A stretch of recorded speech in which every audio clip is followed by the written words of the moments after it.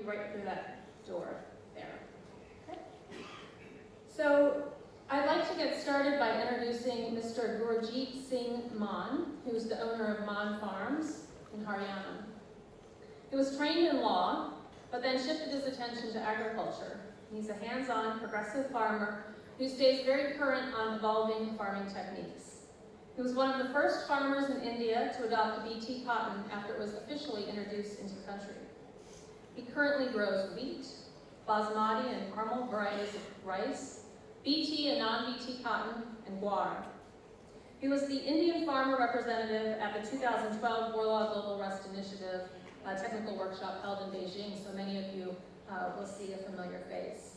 So it's a great pleasure to introduce him today to moderate the first keynote talk of the workshop. Thank you.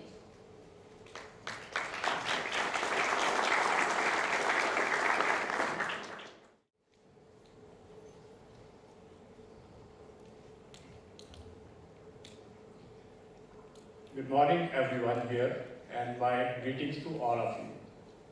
Today, I have the privilege to introduce a person who is so well known that he doesn't really need any introduction. I am talking about one and only one, Mr. Lynas. But I have been told that I must briefly introduce Mr. Lynas. Mr. Lynas, as many of us know, is a renowned author of several books on the environment, including High Tide, 6 Degrees, The God of Species. His newer publications are Nuclear to Why a Green Future Needs Nuclear Power. He is a frequent speaker around the world on climate change, biotechnology, and nuclear power, and was climate change advisor to the President of Maldives.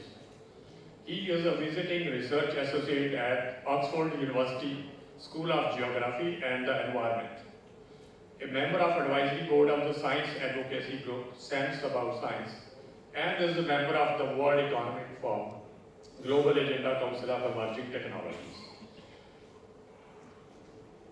But I am most impressed by his lecture at Oxford Farmers Conference, which was held in January 2013.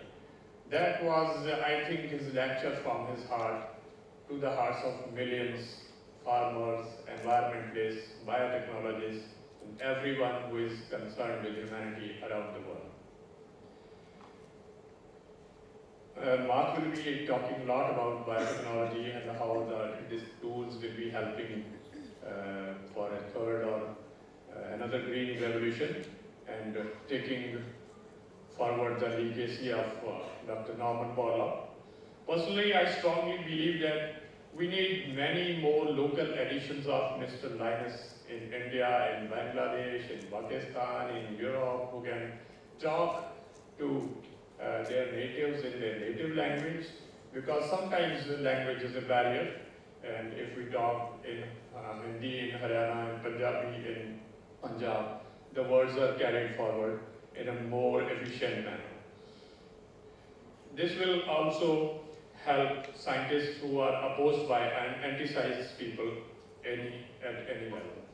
If I am given some time more, I like to, because he is a world environmentalist, but I have observed environment and climatic changes around my village, around my city, around my states in the last 2 or 3 decades.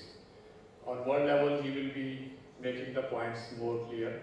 But just in last about 3 decades, I have seen that my area, Dr. Indu is here from Haryana, she knows my area very well, was very dry area and very hot in temperatures.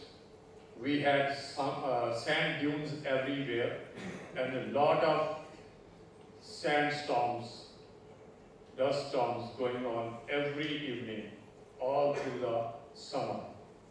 But in last 30 years, the climate has changed drastically. Now the same area has no sand dunes, is hot and humid instead of dry and hot.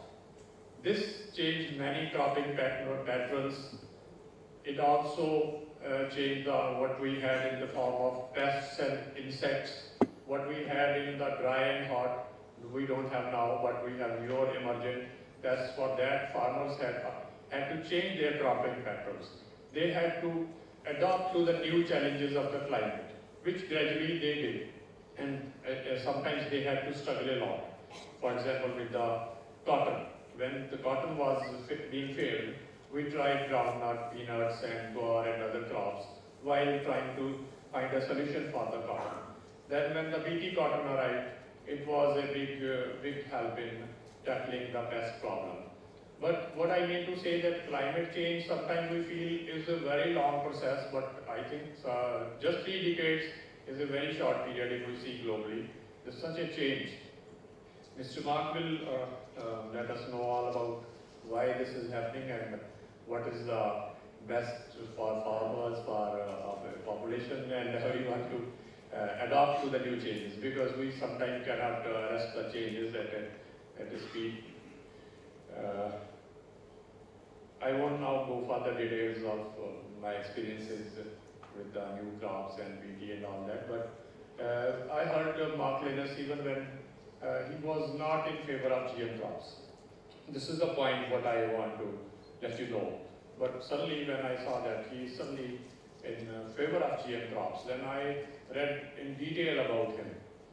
And then I found that he must have introspected himself that I had been liking BT cotton, but a famous person like Mark Lynas had been saying things against such a technology.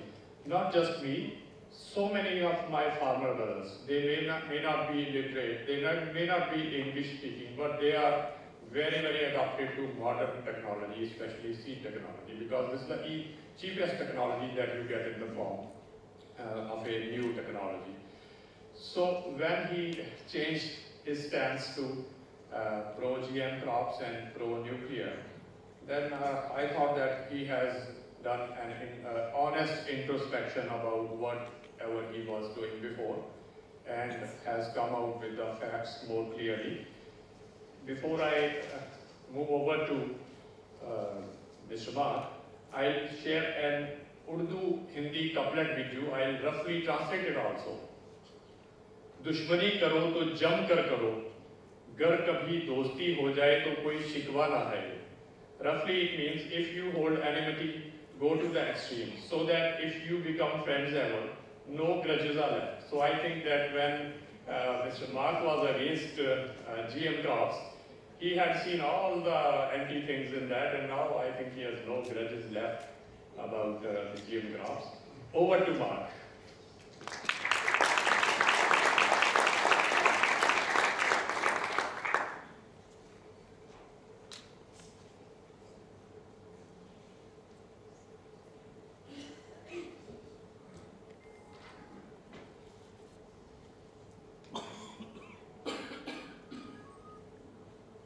Thank you so much, Gurjeet Singh Mann, for that very kind and generous introduction.